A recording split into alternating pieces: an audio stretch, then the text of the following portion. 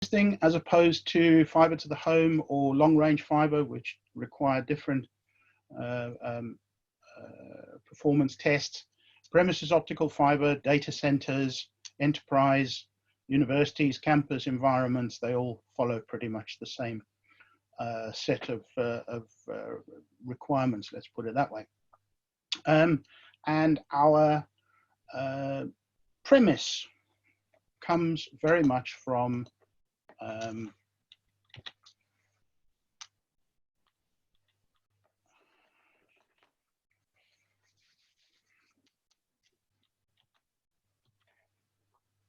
sorry, wrong set of slides is now changing. There we go.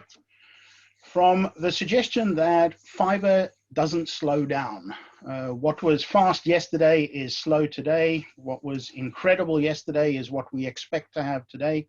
Certainly, we've just had fiber installed in our street, and the performance is amazing compared with what was happening a couple of years ago.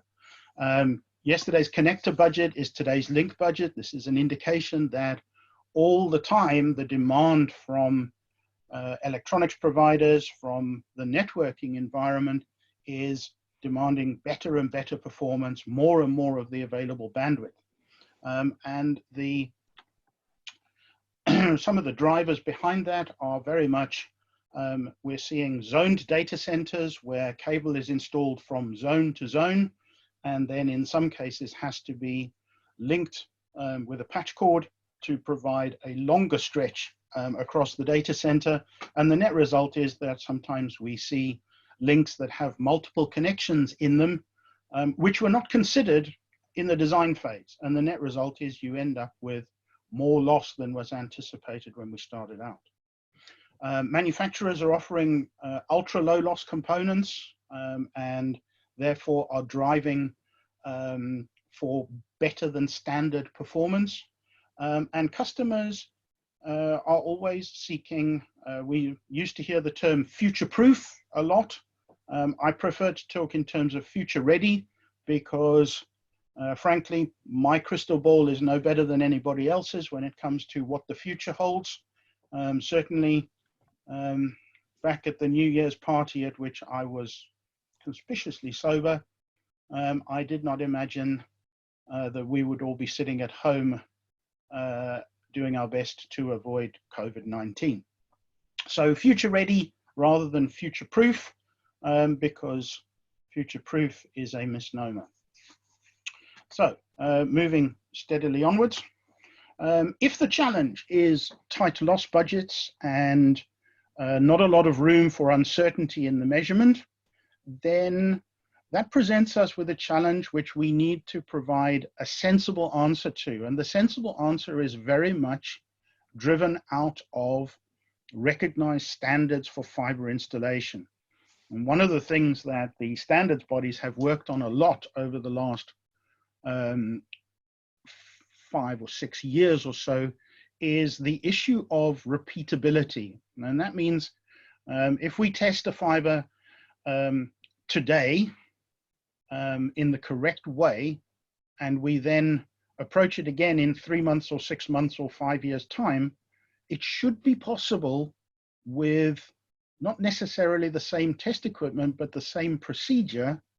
It should be possible to get the same or a very similar answer in terms of test result. After all, the performance of the fiber should not have changed significantly unless it's been damaged in that time. So we have 6 convenient steps, some of which will apply, some of which will not apply, and I'll run through them reasonably swiftly over the next 20 minutes or so. Questions and answers, hopefully, well, questions and hopefully answers at the end of the event. So looking at the 6 steps, we create a project, we do some N Face inspection and cleaning, we have basic tests, troubleshooting in the event that those basic tests do not pass, extended tests, we have the ability to grade N faces, or in my case, the demand to grade N faces as part of our test result, and then the documentation. And I'm always conscious that the documentation is what gets us paid. Either in the event of a new installation, the documentation convinces the client, or should convince the client, that he's getting what he paid for. In the event that we're troubleshooting a non-operating environment, then the documentation again confirms that the repair has been done and that the fiber is working correctly. So let's move on. So step one, for every project, what do we need to know? We need to know, first and foremost, why are we testing?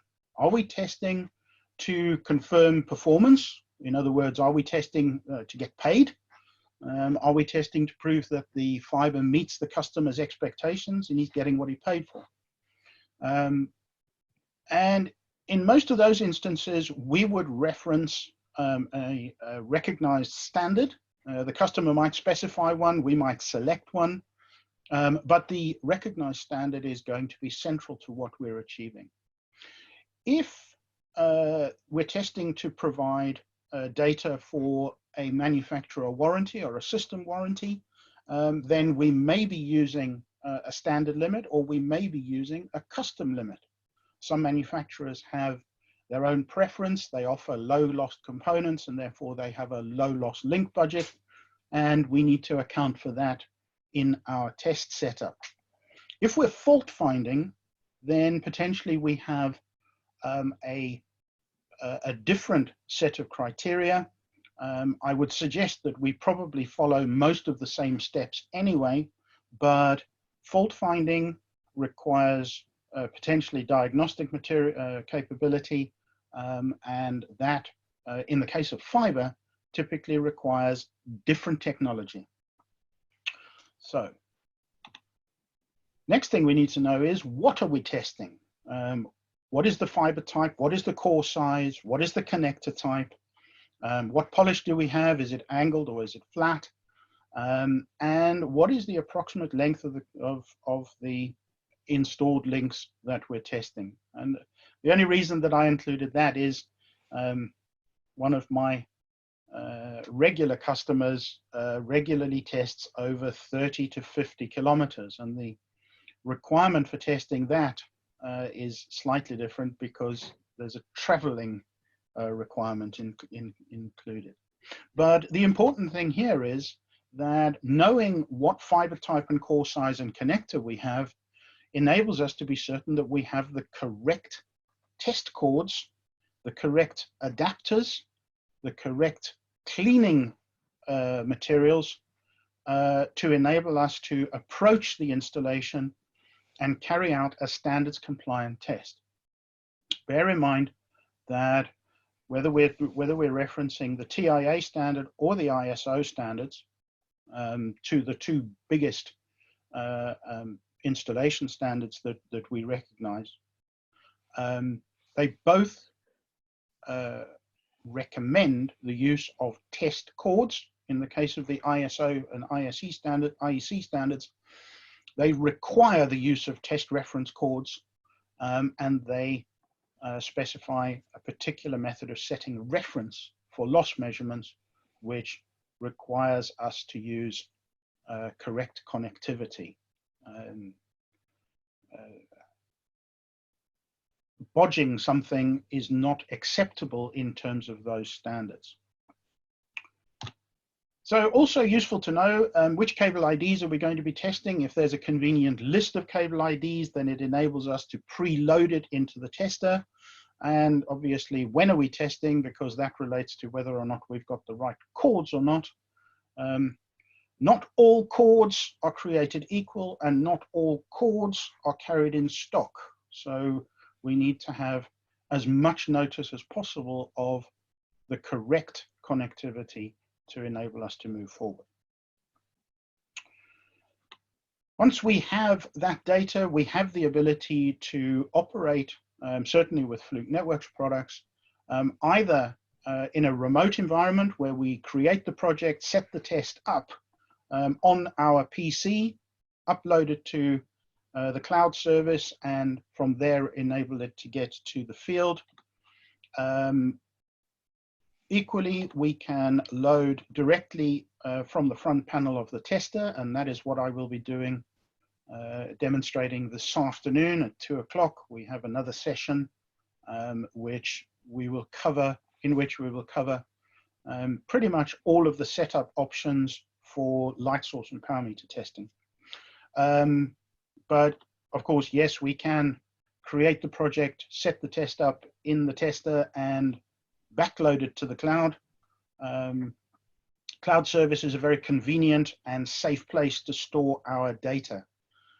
If you are fortunate enough to be a CommScope Systemax installer, CommScope currently the only vendor who have a unique custom setup which is preloaded into every Versiv tester, and I'll discuss that briefly this afternoon as well.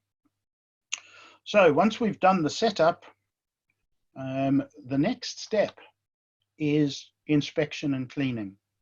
And I'm conscious here that I talk to a lot of people who have for many years been installing fiber and testing it with light source and power meter, and they regularly say to me, well, why do we have to do this? We never used to have to do it. It was always fine. And the short answer is standards have moved on, technology's moved on, and if you want repeatability and accuracy out of your test results, you absolutely have to be certain that the end faces of your test cords and the end faces of your installation are clean and undamaged. And that means cleaning and inspection. And there is no way around this. There are various different ways of going about it, but it's absolutely essential that you have clean and undamaged end faces. Let's put it this way, you can clean an end face until you're blue in the face, but if you don't inspect it, you won't know whether it's smashed, dashed, or scratched. So, cleaning and inspection, absolutely key to what we're trying to achieve, and it forms an integral part of the Versiv test platform, irrespective whether we're talking single core fibers or multi-core MPO connections. We have the ability to clean and inspect them, and we should do so before we move on to anything else. When it comes to certification or testing of fiber performance, then the very most basic requirement, apart from shining a light down the fiber and making sure it comes out the far end, which is a very valid piece of testing in itself, is the use of a light source and power meter. What you're looking at here is a light source on the right-hand side and a power meter on the left-hand side. And this is an old slide, for which my apologies. So the mandrel has been superseded by an encircled flux controller. But the point here is that two light sources operating together with 2 meters with some clever software and integration means that we can test 2 fibers, upstream and downstream, simultaneously, and we can measure length. And the fact that we're able to measure length means that we can automatically calculate power loss budget. And if we can automatically calculate power loss budget, we can provide pass-fail test results straight from the instrument, what we call automatic pass-fail. The important parts, I guess, there are that it's essential to make sure that we use the right test cords, we set the reference the right way, and end face condition, once again, is key to success.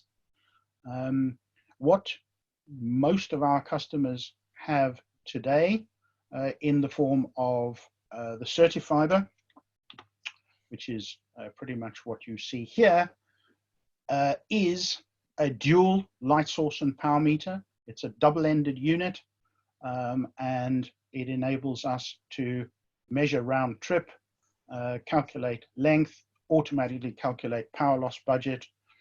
It includes a very comprehensive user wizard for reference setting, and it measures 2 wavelengths, 2 cores, in 2 directions, well, once in each direction, in 3 seconds. If you want to measure both cores in both directions, test time is 6 seconds, fiddling around time about another 6 seconds.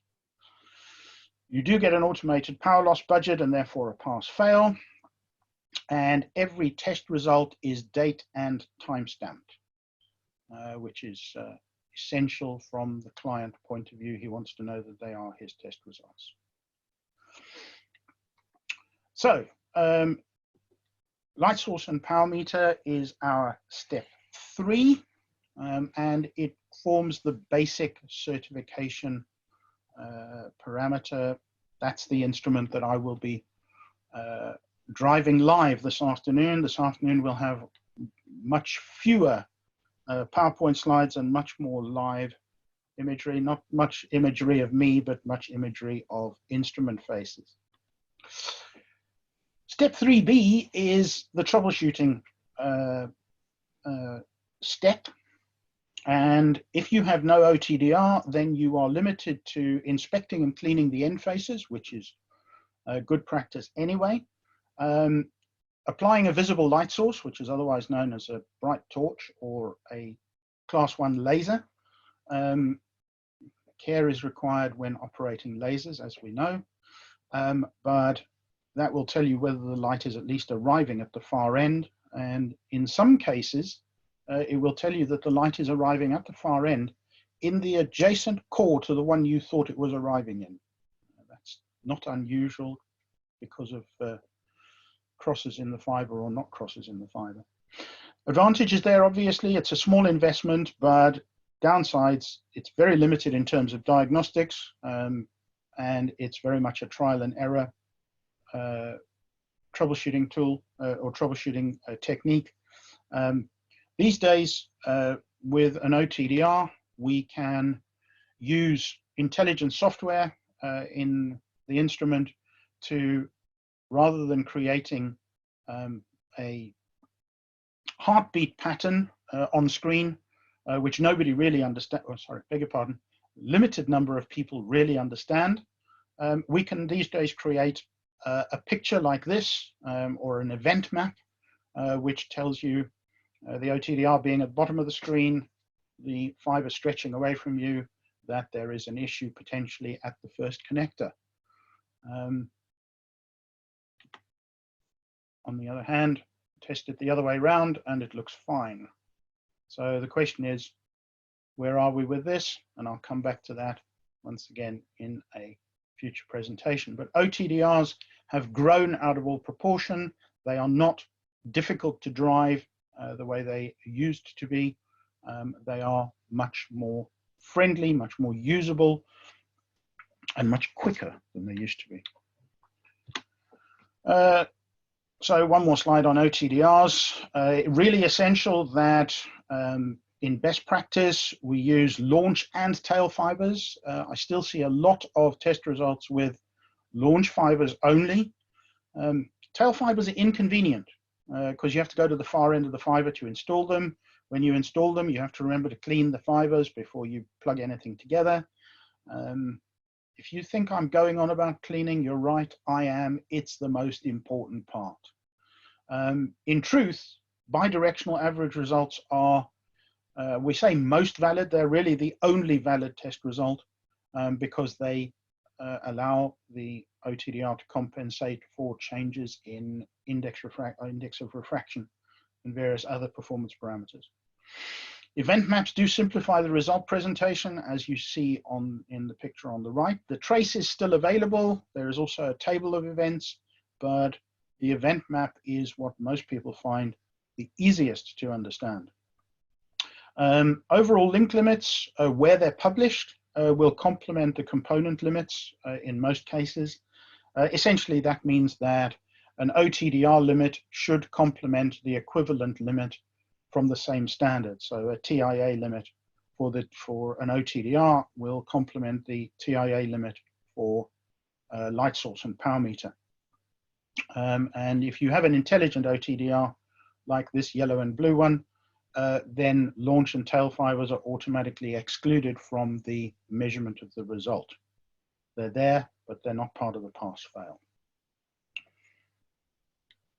Okay, now there is an additional use for an OTDR, and that is what is called extended certification. We've just been looking at troubleshooting, but there is an argument for extended certification using an OTDR. Now, one thing we need to make clear is that you cannot, as far as international standards are concerned, you cannot use an OTDR in isolation to certify a link. And the reason for that is that generically, OTDRs are excellent at measuring length or distance to event, and they are extremely average at measuring loss because they're reliant on reflectance or reflection to provide loss measurement. So they are extremely excellent at measuring length and extremely average at indicating loss. But what they do in support of the light source and power meter system, or the optical loss testing system that we had in step 3, is they provide us with the ability to identify and locate bottlenecks or performance reducing events along the length of the fiber, tight bends, poor connectors, dirty connectors, poor alignment issues, and they give the operator the ability to potentially enhance the performance of the link by going and cleaning or adjusting the connectors. And at the end of the day, it provides that documentation story that we were talking about before.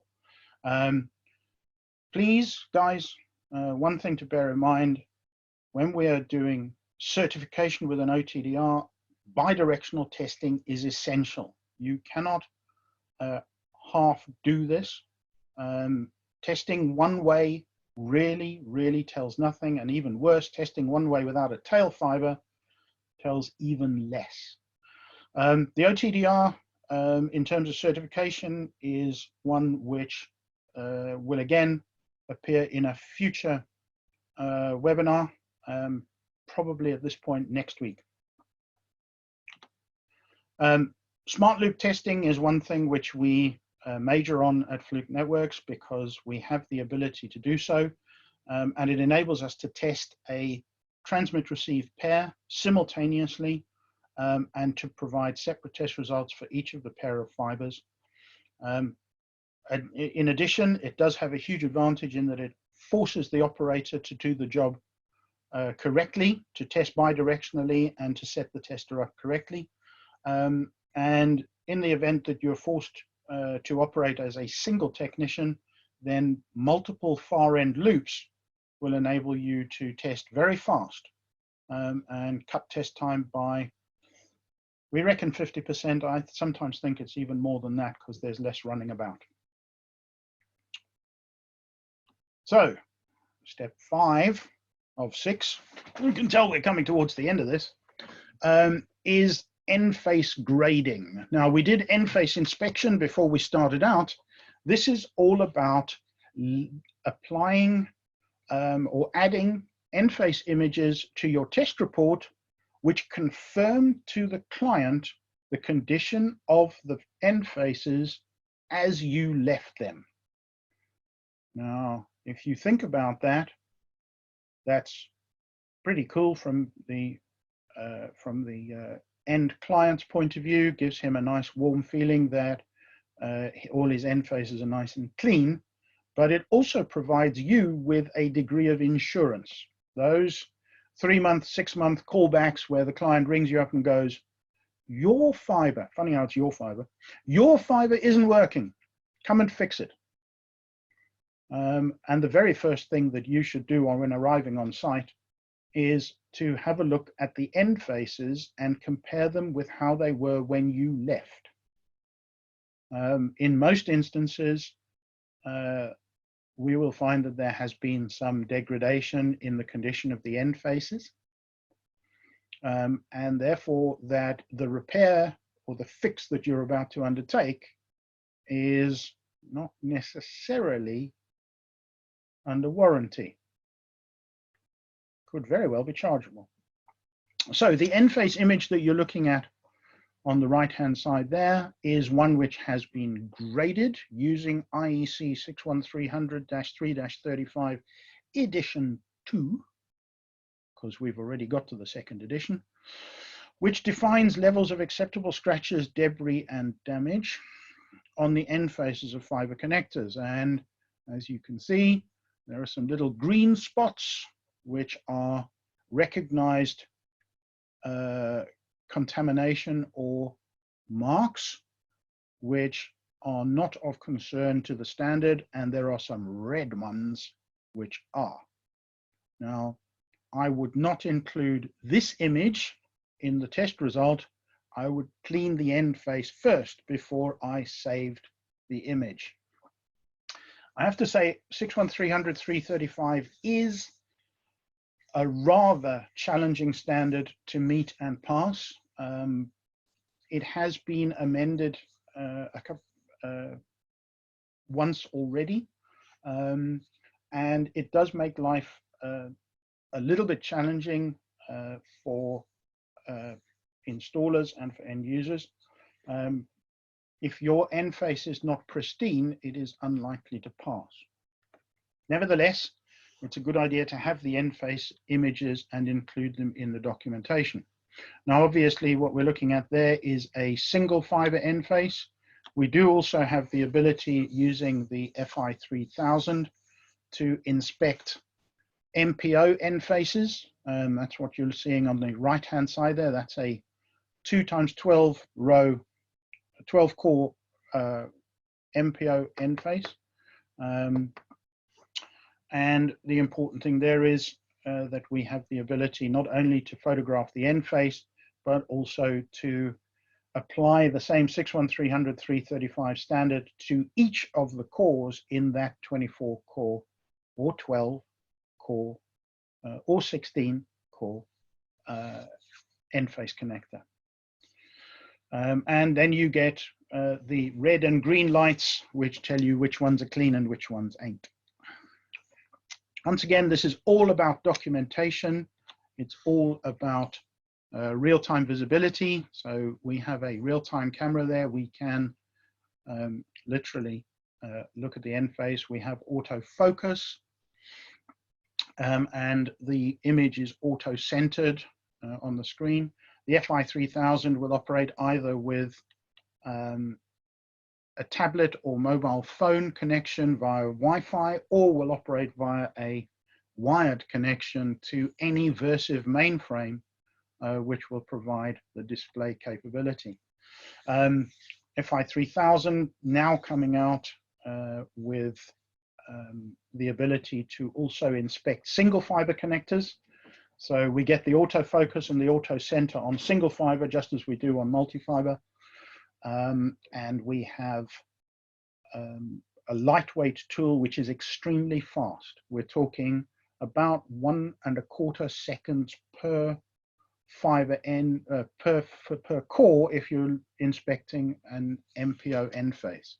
So it's pretty quick, very easy to use, very lightweight, and of course, for those of us who are a little macho, it's shaped like a, I'm not allowed to use the word, it's shaped like a whisk. Moving on. Monitoring and documentation.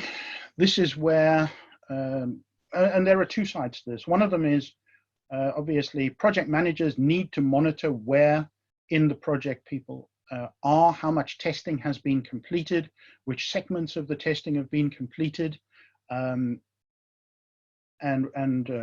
what the undertaking is. And in order to do that, we have our cloud service, which obviously is available to project managers and to technicians and to management to enable the upload of test results, be they light source and power meter, optical loss test set, OTDR, or end face image. They all go into the cloud service, and then management can use a mobile phone or a tablet or a PC to monitor progress of the test results. But at the end of the day, what we're talking about is producing documentation And documentation looks like this. So here we have this is a complete test report. Bottom right-hand side is a copper test report, because we never talk about anything without including a bit of copper, because we like that. But we should have our light source and power meter or optical loss test set test result down there. And I don't know whether you can see or not, but you have loss measurement. In this particular case, it's in one direction, although we could have done bidirectional testing in light source and power meter. And underneath that, you'll see that there is a compliant network standards list. That is a list of all of the applications in terms of gigabit, 10 gigabit, 40 gigabit, 100 gigabit, which would be supported by this link. We also have our OTDR test result, which is over here on the right-hand side. You'll see that we have the event map, as we saw on the screen of the OTDR. We have the table of events below that, and then we have the pretty traces on the right-hand page. And last but not least, we have our as left end face images, which confirm to the client that the end faces were clean and undamaged on the date and time of test. You can't see it there, well, you might be able to see it there, but each end face image is date and time stamped. So we are showing the client that the end face images were taken after all the testing was completed. So they are the as left pictures. So production of test results, test reports. These are the things that we attach to the back of the invoice and give to the client and say, there we are, we've done the job. Please pay me now. And that forms the end of slide 6.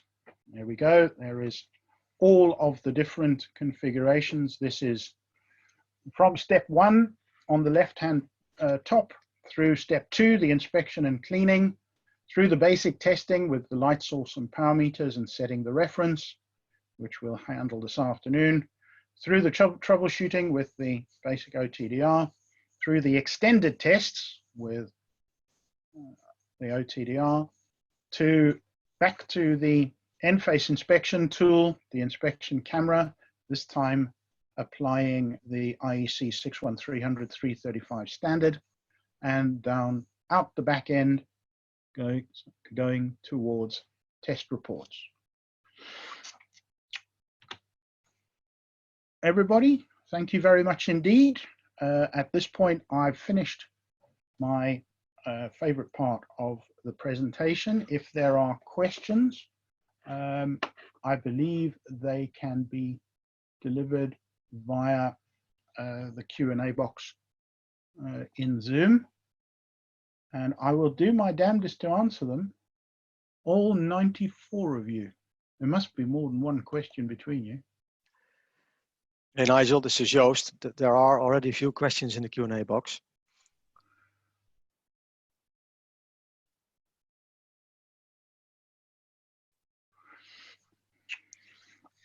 Okay, so I have a question which says, we have also found testing with launch and tail leads problematic. So we normally perform bidirectional testing by launching one side and then using the end 1, end 2 feature to then go to the other side of the fiber link. Is this acceptable?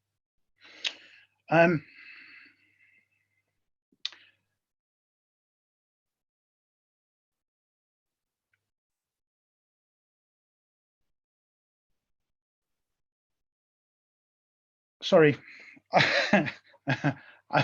I was thinking about the answer. Let me put it this way. It is more acceptable than testing just one way at one time and not bothering the other direction. However, it means that you are only measuring the loss of the near connector in one direction. in either case. So you're measuring the near end connector performance only. You can't measure the performance of the far end connector. Also, it means you are missing out on the loss of the far end connector and on a proper bidirectional average. Is it acceptable? I would really recommend reviewing or revisiting the launch and tail fiber testing. You will get better results, better quality results, better repeatability out of it with both. I think that's probably the best answer I can give to that.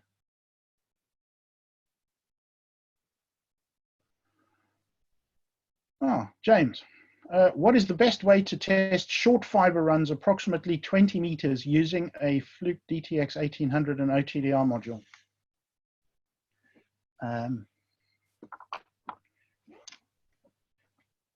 Extremely short fiber runs are quite challenging for the DTX OTDR because it is a 15-year-old technology at this point.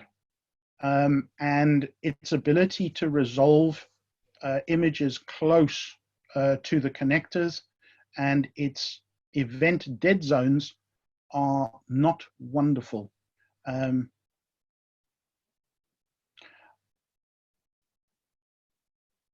hate to say this, but I think the best solution is to replace the DTX OTDR with something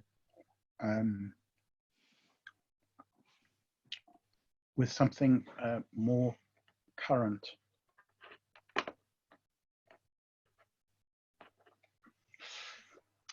Okay.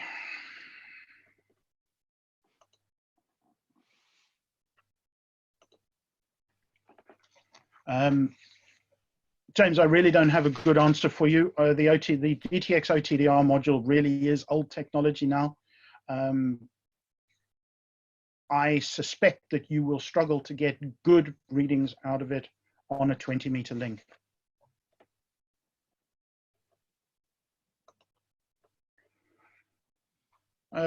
Bruce, is it possible to rewatch this presentation? I have to ask my colleague Joost about that, because theoretically he has been recording the whole thing, and I'm really hopeful that the answer to that is yes. Nigel, the answer is yes, we are recording, so we should be able to allow this for revisiting. Thank you very much, Joost. So yes, we will be able to rewatch all of my errors time and time again. What a joy that will be. Well, and Nigel, in the answered box in the Q&A, there is a first question that I said we would answer. Maybe you can look at that as well, from 1124.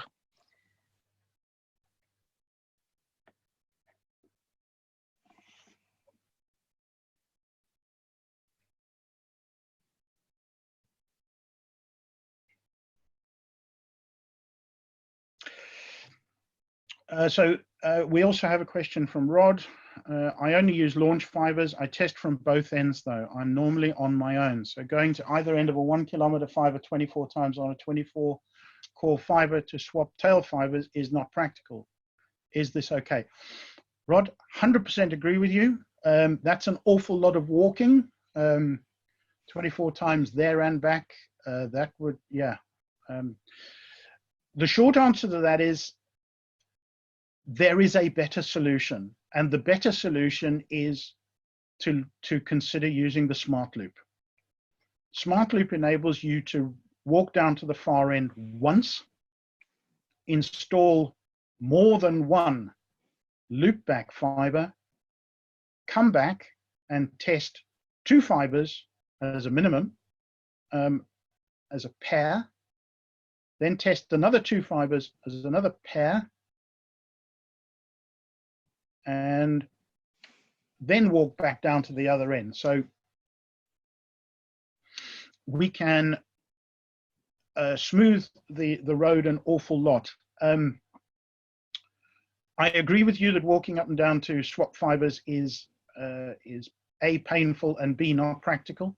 But the smart loop capability that we have built into our OTDR is much better than that, and will enable you to test 4, 6, or 8 fibers before you have to walk to the far end, without necessarily costing a fortune. Also, it will take about a minute a pair to test.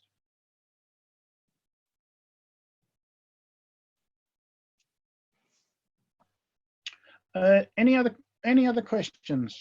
Because I think I've answered all of these now. Nigel, this is Joost again. There was a question from Andrew Dunn in the chat. I'm not sure what it relates to, but he's asking, must the results be recorded in this way? Sorry, in the chat. Hang on. Close that.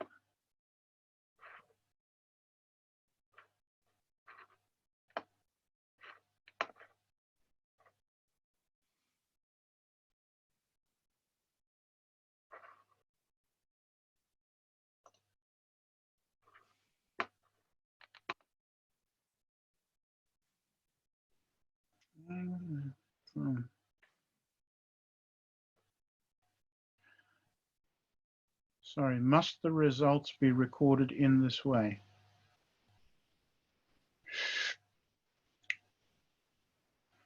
Andrew, I'm not sure entirely which way we're talking about. Is there, let me answer that as broadly as I can.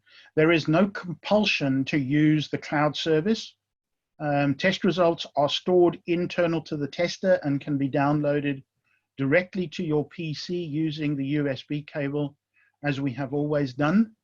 And you can configure your test report to suit yourself. So if you want to have the OTDR traces on the front page and the light source and power meter on the back page and the N Face images somewhere else entirely, you can do so. It's entirely up to you.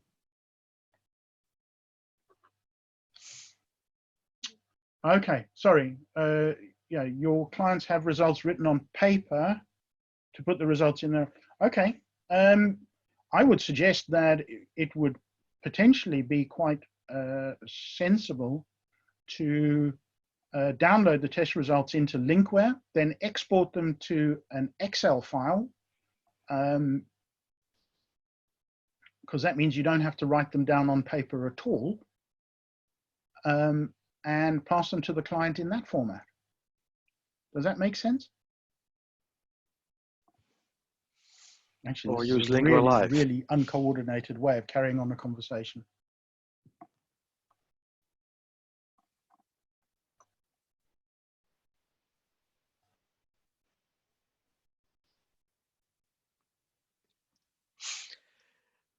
Nigel, in the Q&A, there's another question about the CommScope link loss calculator. Okay.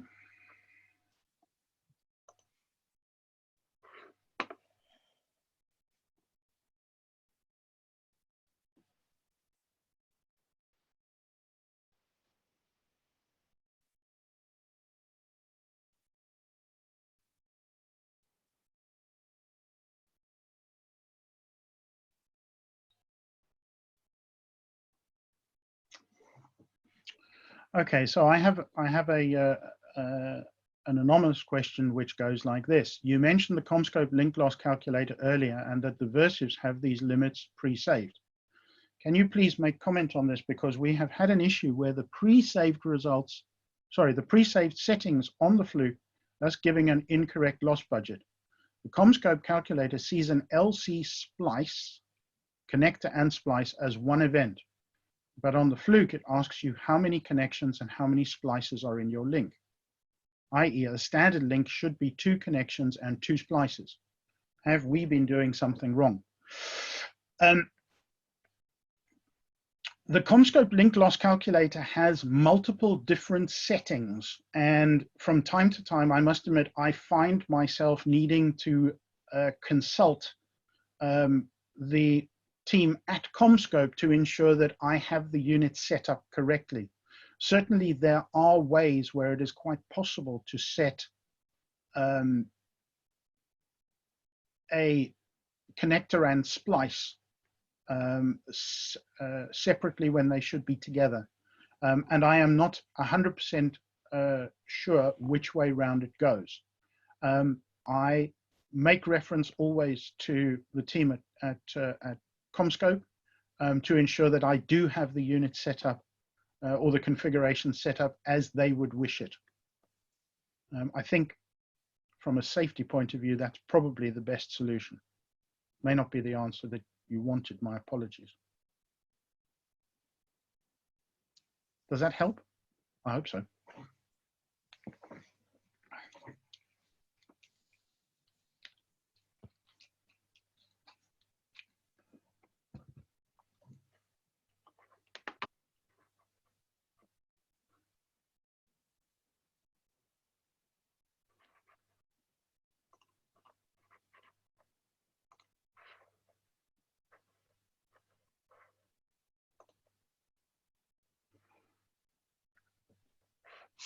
I am not seeing any more questions coming in, Nigel. Okay. Right, gentlemen and ladies. Oh, hang on.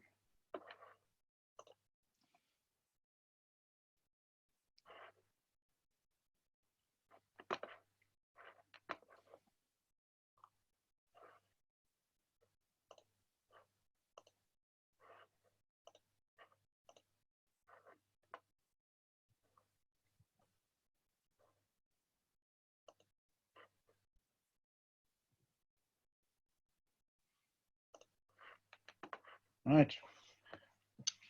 Gentlemen, I have, ladies and gentlemen, if there are ladies, I have, ooh.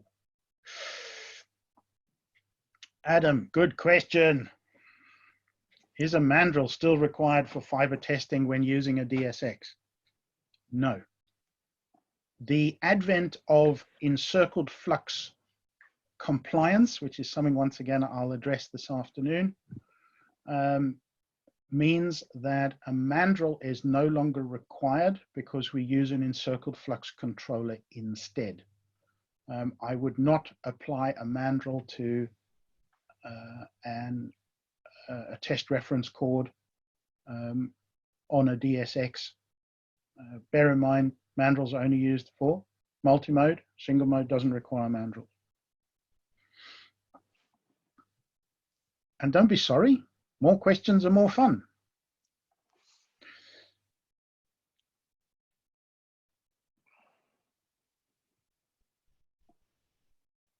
Oh, how valid is a test certificate from an older OTDR or uncalibrated tester?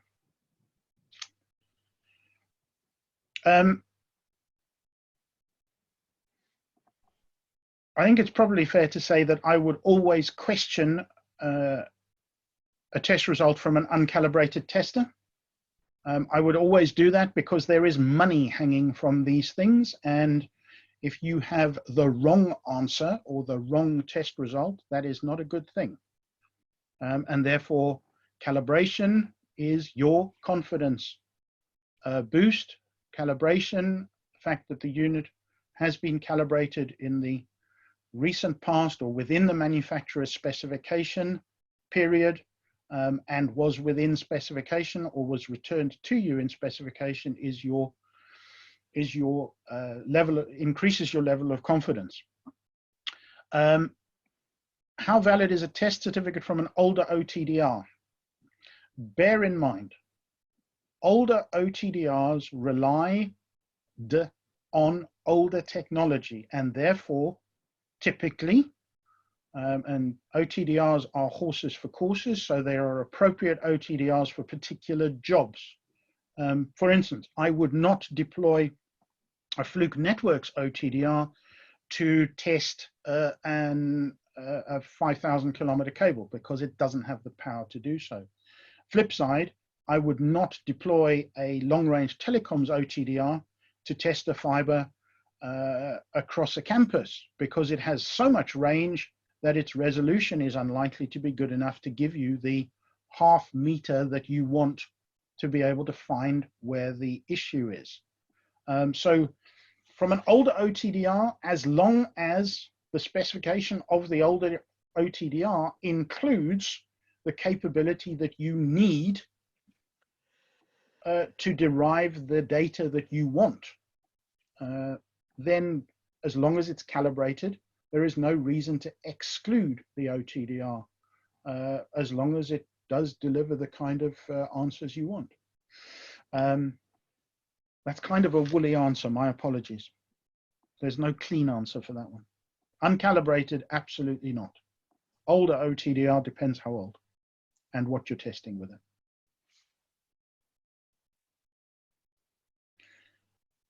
Anybody else?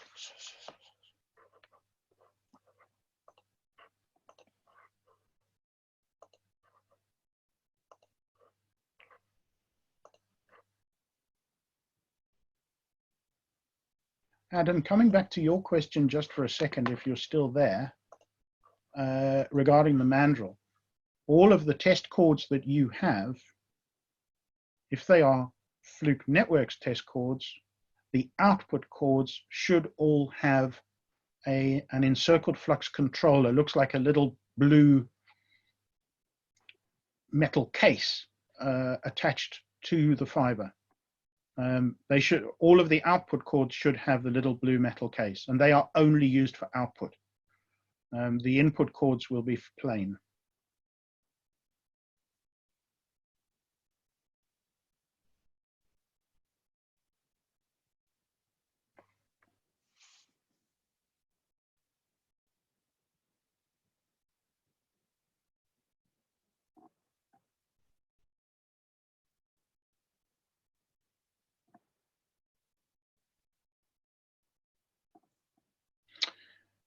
Morning, Timothy.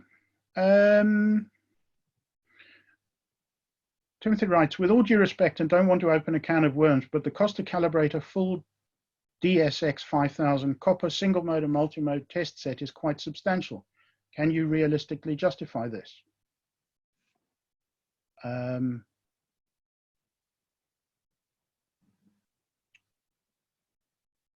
Yes.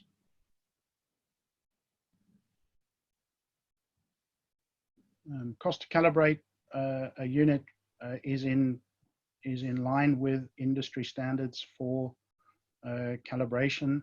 It's highly automated. It's calibration of any of our tools represents a significant investment in terms of calibration artifacts, maintenance, and higher level equipment. Bear in mind, if we want to calibrate a DSX, we need, in calibration philosophy terms, something which is 10 times better as the reference.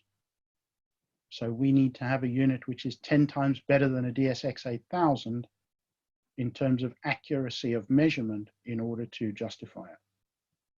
So, short answer, in my opinion, yes, we can.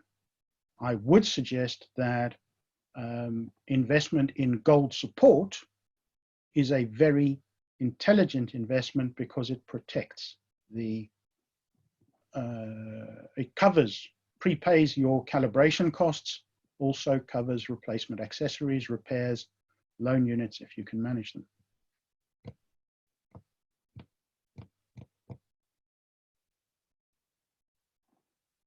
Bear in mind, if you're a gold customer, calibration is not the only benefit you should enjoy.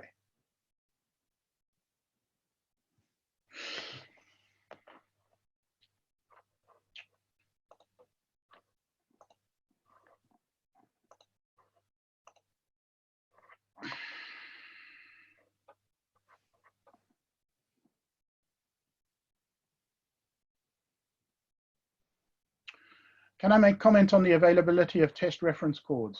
Standard LC cords are normally in stock, but how about the other connector types? You're absolutely correct. The standard LC 50 micron and 9 micron cords are held in stock because they are covered under gold support. However, the other cord types, it really depends on how demand is for them. Some of our distributors hold some of the other types in stock. However, if you are looking for FC APC single mode cords, you will probably need to order them specially, and we will probably need to order them specially as well, because 2 or 3 sets a year does not justify having a set on the shelf in Eindhoven, which is where our major warehouse is.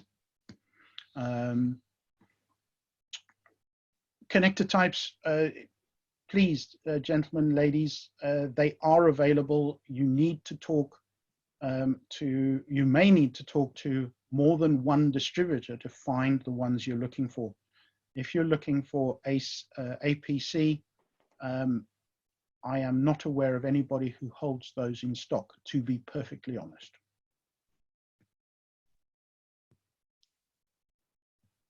Typical availability, if the TRCs have to come from the USA, 2 to 3 weeks under normal circumstances. COVID-19 means possibly an extra week on that.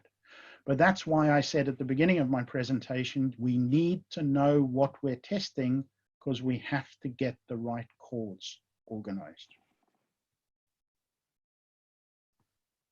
You absolutely cannot use standard patch cords for testing. They will provide you with massive significant loss by comparison with a test cord.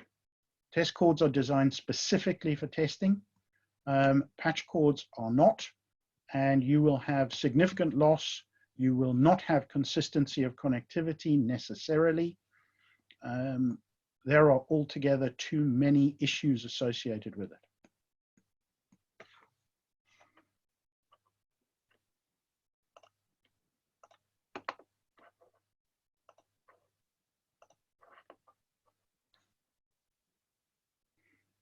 If you're forced to use standard patch cords, you need to recognize how much variation there will be, and the repeatability at a future point will be much more questionable.